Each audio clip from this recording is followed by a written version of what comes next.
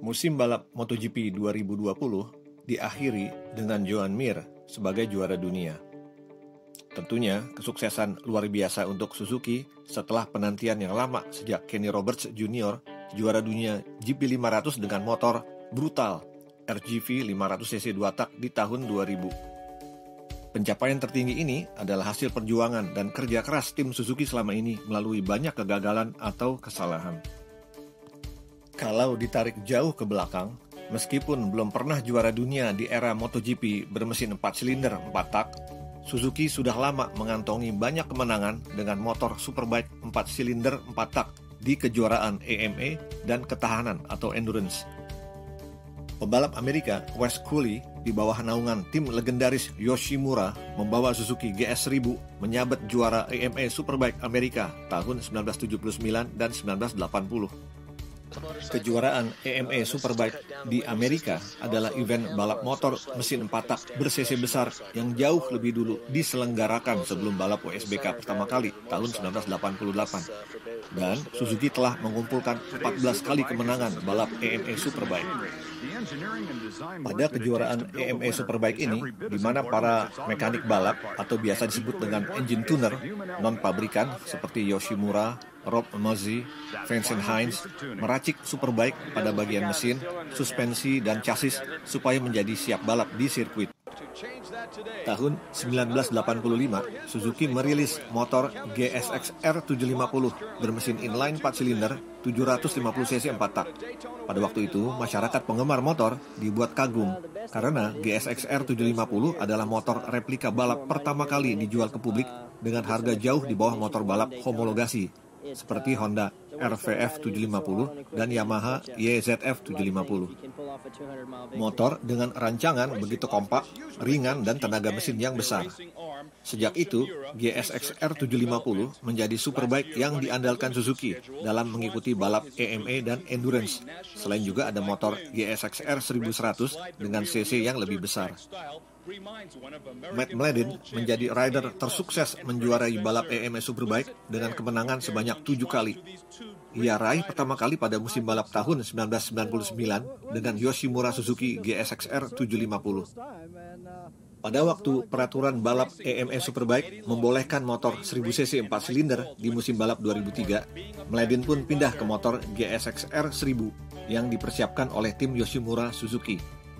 Demikian juga pada kejuaraan dunia balap motor ketahanan, Suzuki Endurance Racing Team atau disingkat SERT memakai GSX-R 1000 adalah tim yang paling sukses dengan banyak kemenangan. Prestasi semua itu membuktikan motor Suzuki GSX-R 1000 bermesin 1000cc inline 4 silinder 4 tak memiliki potensi luar biasa.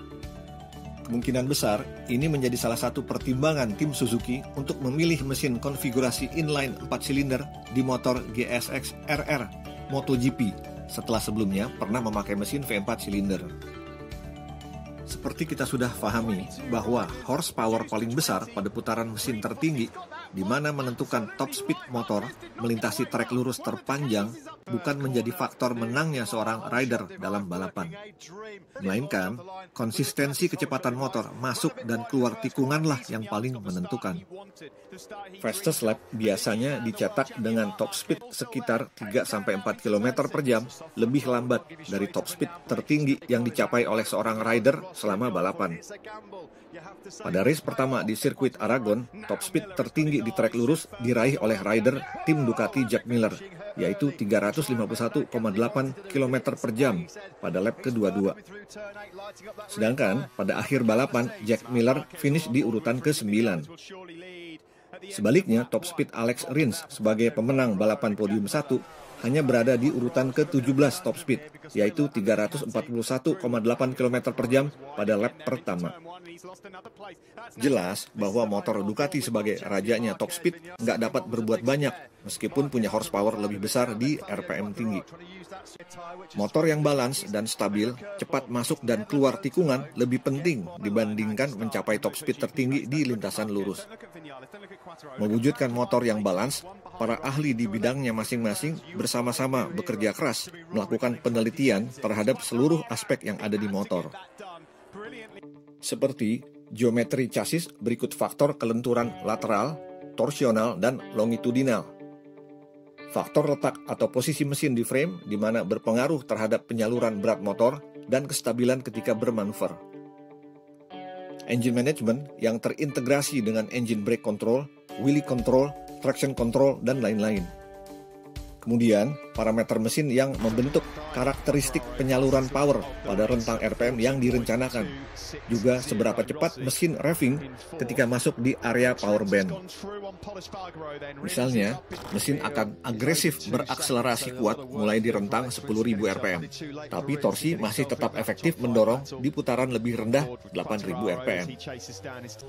Horsepower adalah fungsi dari putaran mesin dan torsi. Menambah maksimum horsepower melalui cara menaikkan atau menggeser lagi titik kurva torsi sebelumnya ke RPM yang lebih tinggi. Karena itu, para engineer nggak akan asal menggenjot putaran mesin untuk revving lebih tinggi lagi beberapa ratus RPM demi menambah horsepower, tapi lemot di putaran tengah yang tentunya merugikan pada saat motor melewati tikungan kecepatan rendah.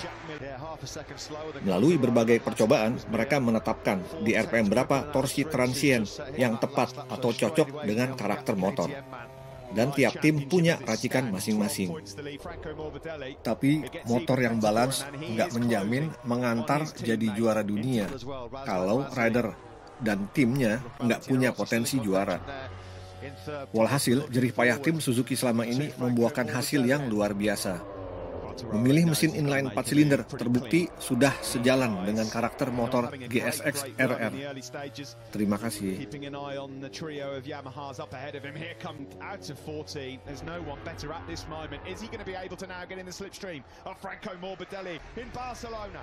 So the onus now on Morbidelli.